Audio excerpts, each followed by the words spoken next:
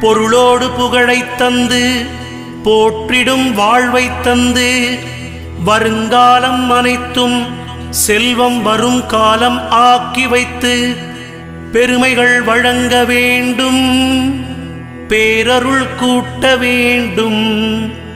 அருள்மிகு குருவே, உன்னை அடிபணிந்து வணங்குகின்றேன்.